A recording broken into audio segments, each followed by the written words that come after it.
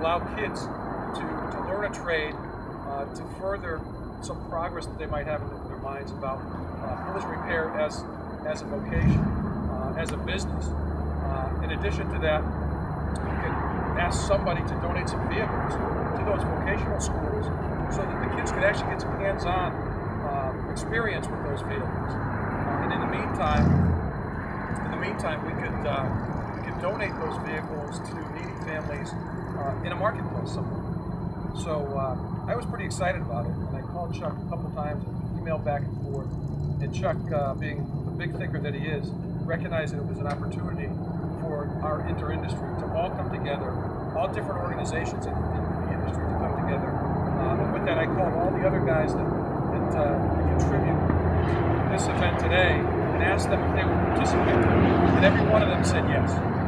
So thank you guys for that. I think this is a special event, and I think it's an event that I would see replicated, time after time across the country. We're looking forward to it. So thank you all for being here. Thank you for saying yes, and I really appreciate it. What I'd like to do is bring some of the folks up here to talk a little bit about their organizations relative to what we're doing here today. And the first person I'd like to bring up is Scott Kruger, Executive Director of the Collision Repair Education Foundation, to talk a little bit about what he does and how it affects what happens here. So, Scott? Thanks, Nick. Thanks, everybody, for being here. I am Scott Kruger. I'm the Executive Director of the Collision Repair Education Foundation. We are a nonprofit foundation. We're a charity that is charged with reinvesting in automotive collision technical education within our colleges, high schools, our secondary and post-secondary education programs. Things like this, businesses like this, they all begin in tech schools. They all begin at kids taking their first auto body class. And through the years, we've seen a divestment in technical education within our school systems. The industry has responded to that need of reinvesting in these schools, reinvesting in the instructors, reinvesting in the schools, reinvesting in the students, giving them scholarships, giving them the tools they need to ultimately learn a trade, a real hands-on trade that is going to serve them very well as a career throughout their life. So when we see programs like this today, I like to take it all the way back to the school level and say this is where it all begins.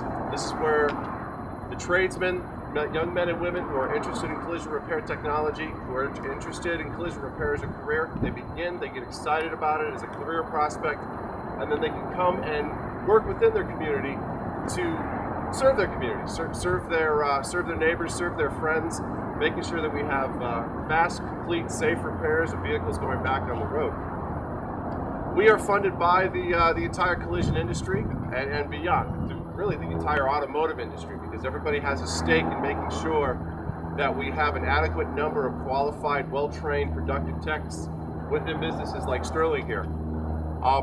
So the real big reason why I am here is because Sterling has, for the past 2 years, been very, very generous with their philanthropic efforts. They've been very generous with their money. They have funded some very big grants for schools to purchase tools, equipments to help them, again, re-equip their program so that the students have the tools that they need. Two of the winners of a Sterling grant this year are here in Las Vegas. One of them is, look at my crib notes here, one of them is the College of Southern Nevada. The other is the Southeast Career Technical Academy. Unfortunately, the instructors aren't here today, but just as a visual, we've got the big foam checks. I would ask the Sterling folks to come up here, just have a picture taken with these checks, our donations for technical schools. Sure. Have somebody take a look at it. Some mileage on these big foam checks. And I can tell you, the money's already been spent. The schools have purchased some equipment that has been sorely needed that just hasn't been possible for them to buy with their current budget situations. These are hard economic times, and for anybody in your public school, it's difficult to reinvest in your program. So this cash here and the purchases that these schools made are going to go a long way for years and years of students to go through these programs and be able to serve the Las Vegas community. So thank you very much to Sterling for helping schools out.